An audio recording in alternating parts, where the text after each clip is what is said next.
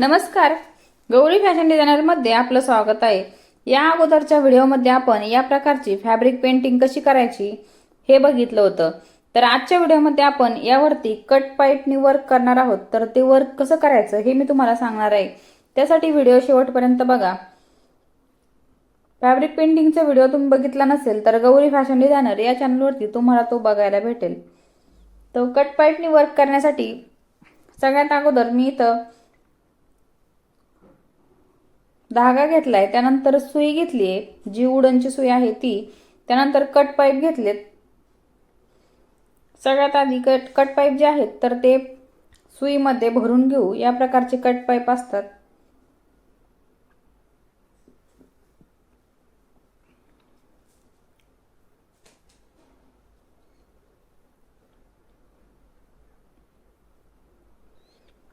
या प्रकारे सुईमध्ये मी cut pipe जे आहेत ते भरून घेतलेत। यानंतर ही जी डिझाइन काढली तर यावरती मी हे कट पाईप जे आहेत तर ते टाकून घेणार आहेत।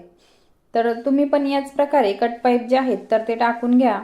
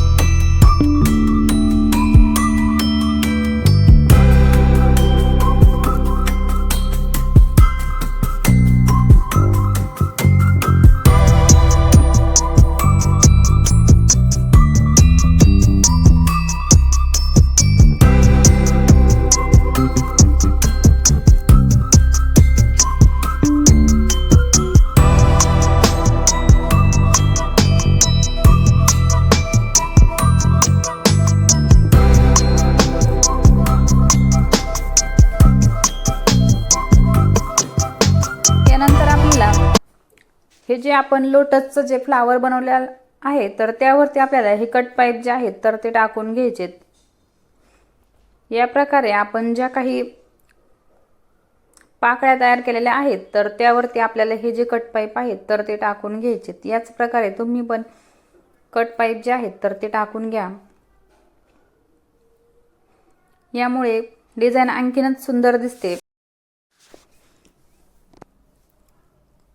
या प्रकारची डिझाइन जी आहे तर ती आता श्रावण चालू असल्यामुळे बऱ्याचशा महिला ज्या आहेत तर त्या ब्लाऊज वरती करून घेतात। तर तुम्ही घर बसल्या ही पेंटिंग कशी करायची हे शिकू शकता। त्यासाठी गौरी फॅशन डिझायनर या चॅनलला आत्ताच सबस्क्राइब करा, जेणेकरून काय होईल, ज्या काही नवीन येणारे व्हिडिओ आहेत तर ते तुम्हाला बघायला भेटतील। या प्रकारे आपल्याला हे ज्या पूर्ण पाकळ्या ज्या आहेत तर त्यावरती आपल्याला कट पाईप टाकून घ्यायचे।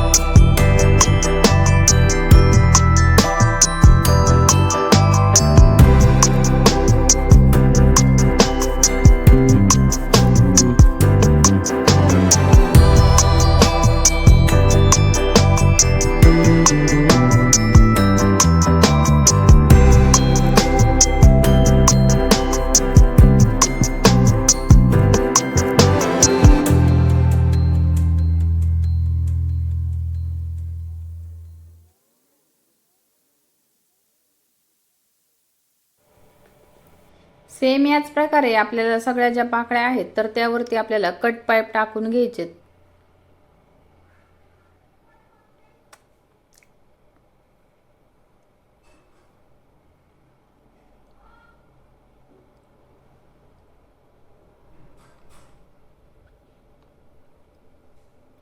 तुम्हालाही घर बसल्या आरी वर्क शिकण्याची इच्छा असेल आणि चॅनलवरती नवीन असाल तर आत्ताच गौरी फॅशन डिझायनर या चॅनलला सबस्क्राईब करा. त्याचबरोबर तुम्हाला ब्लाउज कटिंग, स्टिचिंग, नऊवारी साडी, ड्रेस हे सर्व काही व्हिडिओ मध्ये बघायला भेटेल. त्यासाठी आत्ताच चॅनलला सबस्क्राईब करा.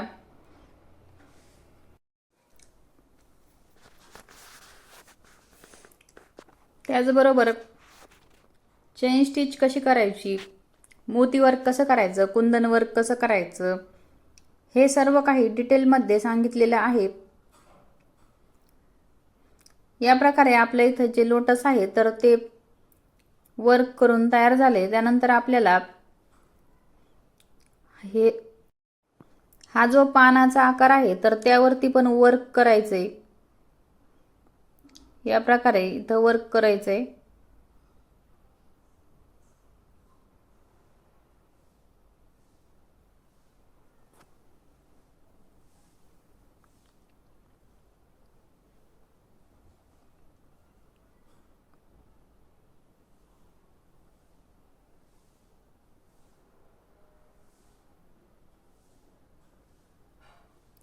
चेन स्टिच कशी करायची हे जर तुम्हाला माहीत नसेल तर या अगोदर मी चेन स्टिच कशी करायची याबद्दल पूर्ण डिटेलमध्ये माहिती सांगितलेली आहे.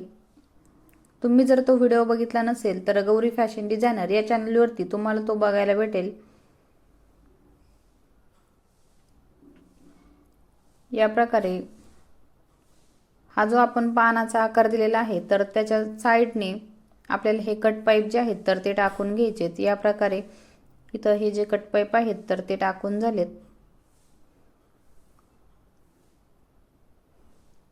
कट पाईप टाकून झाल्यानंतर शेवटी धागा जो आहे तर तो पॅक करून घ्यायचा. त्यानंतर आपल्याला शिवलिंग जे आहे तर त्यावरती आपल्याला कट पाईपनी वर्क करायचे. या प्रकारे इथं कट पाईप जे आहेत तर ते टाकून घ्यायचे.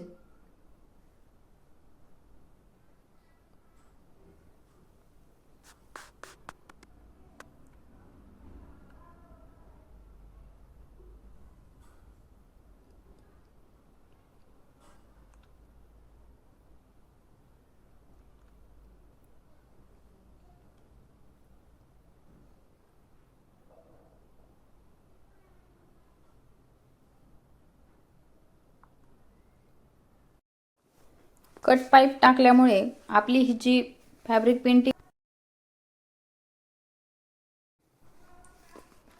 आणखीनच सुंदर दिसते. तर तुम्ही पण याच प्रकारे कट पाईप जे आहेत तर ते टाकून घ्या.